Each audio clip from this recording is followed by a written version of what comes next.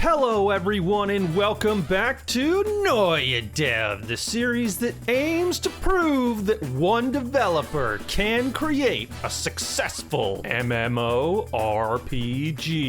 My name is Dane and this week on Noia Dev we're talking about boss attacks. Before I get into the new boss attacks, I wanted to cover some quality of life changes and some bug fixes that have been added to the game. Starting off with one you've probably all seen and probably hated, window jitter. This bug was caused by increasing the UI size beyond the scale of a UI window. There is a script that's tied to every UI window to force it to stay within the constraints of the game, so a player couldn't accidentally drag a game window completely out of the frame. This is a feature that has to be coded into every game, and I'm sure some of you have played games where this was actually a real problem. This script was tied to the main body of every window, meaning it was trying to keep the entire area of the UI window on the screen at all times. If the UI window was too large for the game window, the script would ping-pong the window up and down really fast, trying to force it to fit. To fix this, I simply moved the script from the entire window body to just the header. Now, if you really want to drag the window off the screen, you can,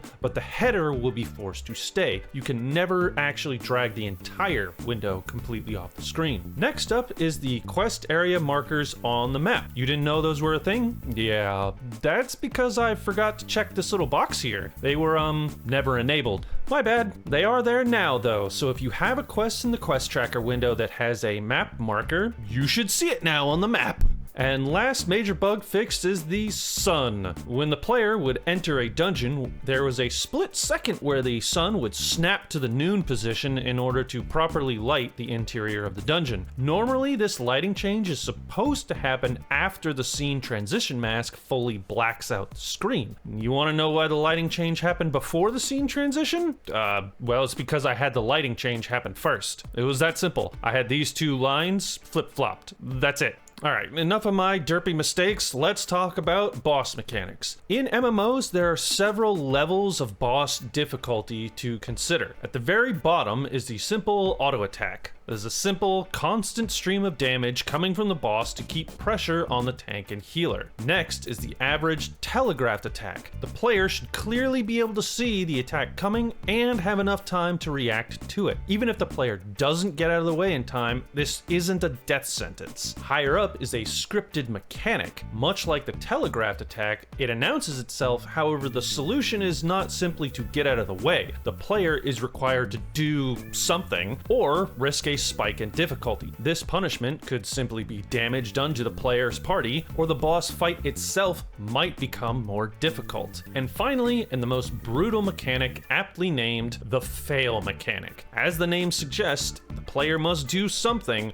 or risk instantly losing the entire fight. Now, I come from a background of MMOs like EverQuest 2, Aeon, and Final Fantasy XIV. So if you've ever played those MMOs, you probably have an idea of the sort of boss fights that you can expect from Noia. EverQuest 2 and Aeon had complicated boss mechanics, but straight up fail mechanics were fairly rare. Final Fantasy XIV, on the other hand, is loaded with fail mechanics. So much so that people actually make entire meme videos about it online. I don't think I've ever had a legitimate panic attack before, but I'm pretty sure I got really close in Final Fantasy XIV. When you are 10 minutes into a raid boss fight and the boss's HP is at 5% and you walk south 1 second too early, causing the entire party to get wiped out, let's just say tensions ran a bit higher than they should have that day. Now, some people like that level of pressure, and if that's you, power to you. I don't need that level of stress in my life, and it isn't a feeling that I really want in my game. Don't get me wrong, there will probably be the occasional one-hit KO attack sprinkled throughout Noia's bosses, but no single mistake should ever wipe out the entire party. Now that I've gotten my obligatory design philosophy rambling out of the way, here are the boss designs that are coming out soon for the Deep Forest map. A quick refresher, the Deep Forest map is an open world group content area, meaning that all the monsters found in this map should be fought alongside a party. The open world part is that multiple groups of players can be fighting in the map at the same time. There are 3 groups of enemies that will be found in this map: the forest jellies,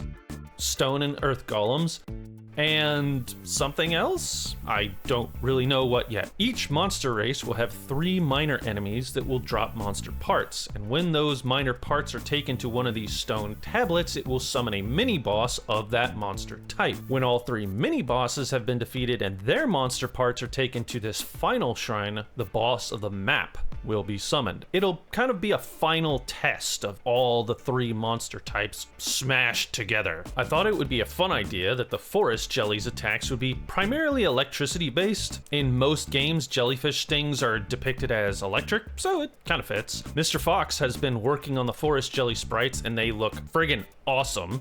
Next will be the stone golems. Netherfang is working on those as we speak. I had a lot of fun getting this particular attack to work properly, to trap the player inside this stone column here, and then the monster will either charge down it or send a wave of jagged stone spikes. Not sure which yet, probably both. And again, I'm not sure what I want the final monster type for the Deep Forest to be yet. Ultimately, it needs to be something that can synergize a bit with the other 2 monster types, as they're all going to be combined together to make the final form, the map boss. So if you have any suggestions, let me know down in the comments. And if you have any previous boss attacks that you really liked in other MMOs, let me know.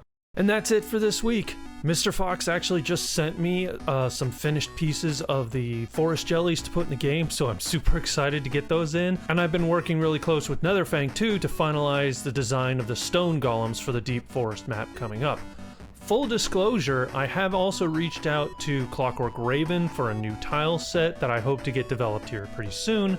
So, all that being said, I gotta get back to work, so I'll see you next time.